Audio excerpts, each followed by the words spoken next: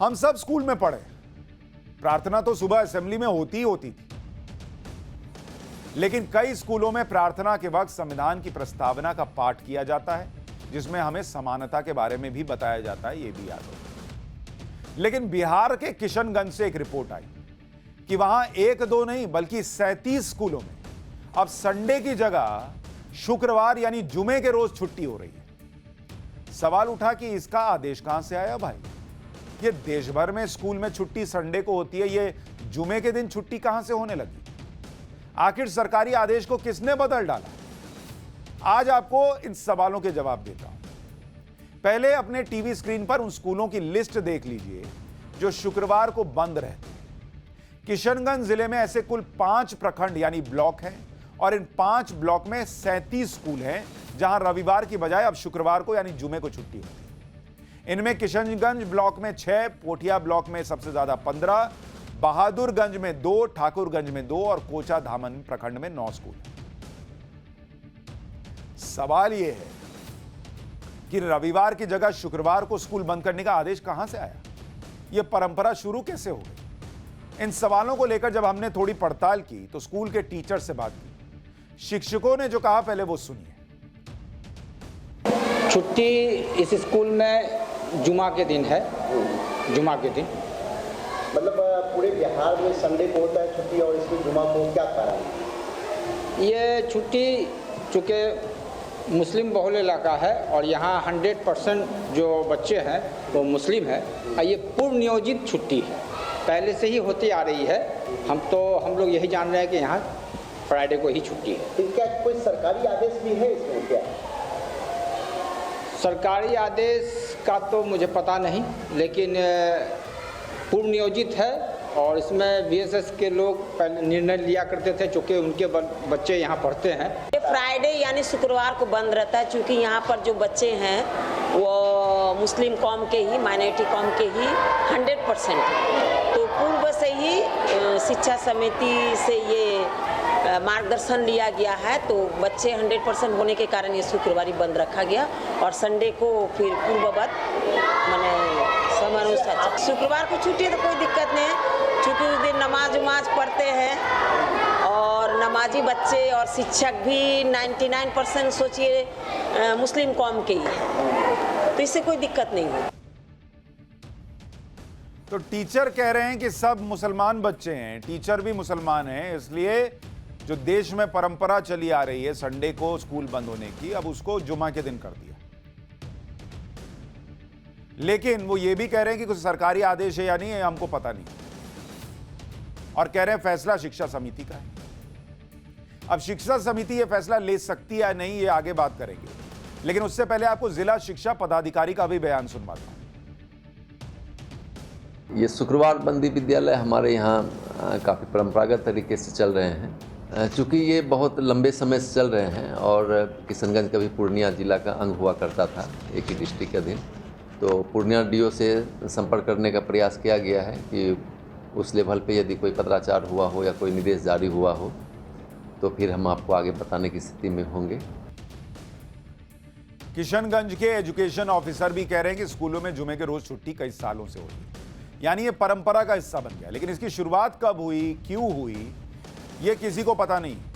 इसके लिए हमने किशनगंज की डेमोग्राफी का चैप्टर पलटा तो पता चला कि 2011 की जनगणना के मुताबिक किशनगंज में करीब 68% मुसलमान थे, जबकि हिंदुओं की आबादी करीब 32-31% के आसपास थी। हालांकि मीडिया रिपोर्ट्स के मुताबिक अब किशनगंज में मुसलमानों की अनुमानित आबादी जो है वो 80% है और हिंदू न करीब 19% बच गए।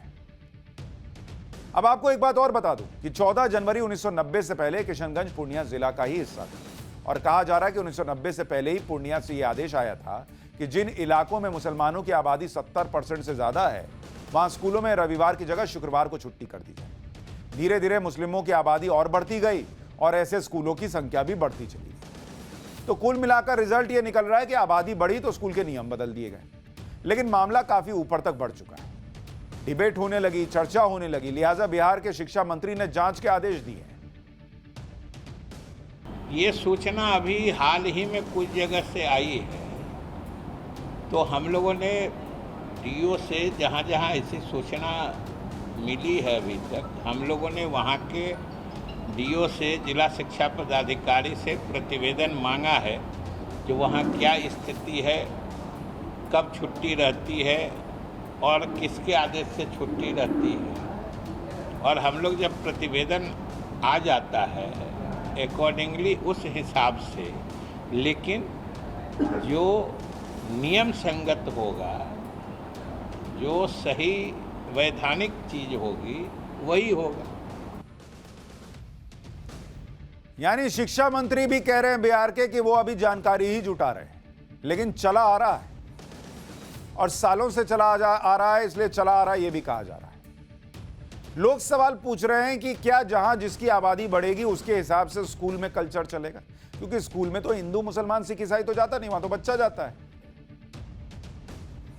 और ये इस तरह का पहला मामला भी नहीं है। झारखंड में मुसलमानों की बड़ी आबादी वाले जिलों के 100 से अधिक सरकारी स्कूलों में रविवार की जगह शुक्रवार को साप्ताहिक अवकाश होता है। यहां भी दलील वही दी गई कि स्कूलों में ज्यादातर बच्चे मुसलमान हैं जिन्हें शुक्रवार को नमाज पढ़ना होता है, इसलिए जुमे के रोज स्कूल बंद कर दिए जाते हैं।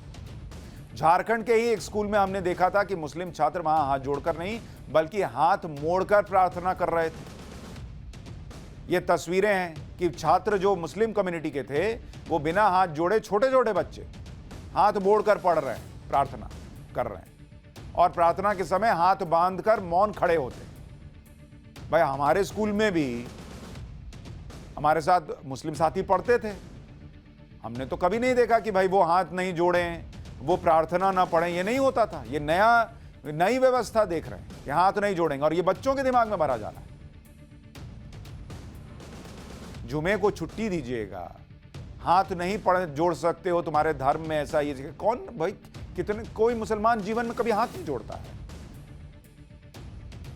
ये विषय वाकई चिंता बढ़ाने वाले हैं कि धर्म के आधार पर स्कूलों में छुट्टी हो रही है, मुस्लिम बहुल स्कूलों में नियमों को लेकर भी मनमानी हो रही है और इन सबके पीछे दलील ज्यादा आबादी है।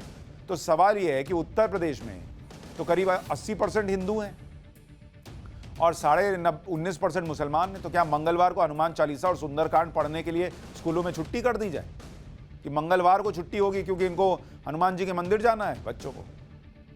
इसी तरह पंजाब में करीब 57% से ज्यादा सिख हैं, तो वहां पर भी क्या धार्मिक आधार पर स्कूलों में छुट्टी होनी चाहिए?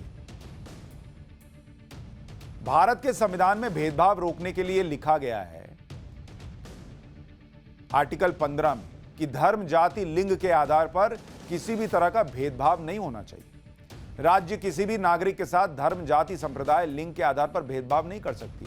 किशनगंज के जिन स्कूलों में शुक्रवार को छुट्टी दी जा रही है उन स्कूलों में पढ़ने वाले दूसरे धर्म के छात्रों के साथ ये भेदभाव नहीं है। अगर वो वहां पढ़ना चाहे, मान लीजिए मेरा बच्चा पढ़ना चाहे या किसी और का पढ़ना भी चाहे, तो हो सकता है वो न डाले पढ़ने के लिए कि भैया यहाँ तो जुमे को छुट्टी होती है, पिताजी की छुट्टी संडे को होगी, तो बच्चा और पिताजी तो साथ में वक्त ही नहीं बिता पाएंगे।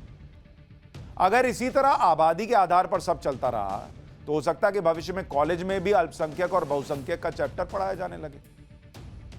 भाई अब कुछ लोगों को लगता था ना कि भाई उनको कॉलेज में हिजाब पहन के जाने देना चाहिए, जबकि वहां सबके लिए नियम बराबर था। तो जिन बच्चों को आज आप पढ़ा रहे हैं कि ठीक है यहां 100% मुस्लिम बच्चे हो गए इसलिए फ्राइडे को छुट्टी होगी, ये बच्चे जीवन भर किशनगंज में नहीं पढ़ेंगे। ये कल को पढ़ने के लिए दिल्ली भी आएंगे, ये पटना भी जाएंगे, ये हो सकता है बॉम्बे भी जाएंगे, मुंबई भी जाएंगे। तो वहां भी चूंकि इनके दिमाग में यही होगा, ये यही सोचेंगे कि इनके साथ अलग व्यवहार होना चाहिए, इनको अलग धार्मिक प्रिविलेज मिलना चाहिए। लेकिन स्कूल कॉलेज में तो धर्म देखा ही नहीं जाता है, तो फिर होगी समस्या खड़ी। फिर आगे जॉब करते वक्त धार्मिक आधार पर फैसले लिए जाने की उम्मीद रखेंगे। समाज में आसपास की हर चीज में धर्म के चश्मे से देखेंगे कि अगर हमारी आबादी ज्यादा है तो हमको तो ये मिलना चाहिए, स्कूल में तो मिलता था।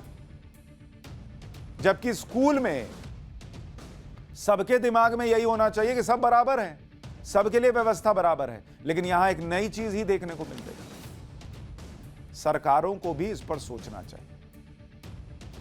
पाठशाला में अब राजनीति के सबसे घातक हथियार का चल